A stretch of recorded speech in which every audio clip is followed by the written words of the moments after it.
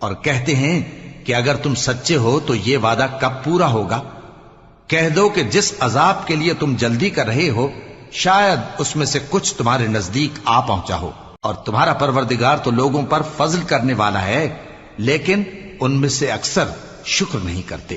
اور جو باتیں ان کے سینوں میں پوشیدہ ہوتی ہیں اور جو کام وہ ظاہر کرتے ہیں تمہارا پروردگار ان سب کو جانتا ہے، اور آسمانوں اور زمین میں کوئی پوشیدہ چیز نہیں ہے مگر یہ کہ وہ ایک کتاب روشن میں لکھی ہوئی ہے۔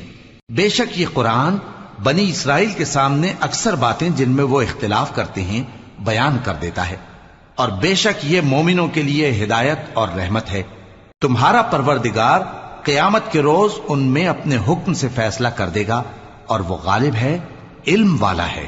تو اللہ پر بھروسہ رکھو، تم تو صاف حق پر ہو۔ کچھ شک نہیں کہ تم مردوں کو بات نہیں سنا سکتے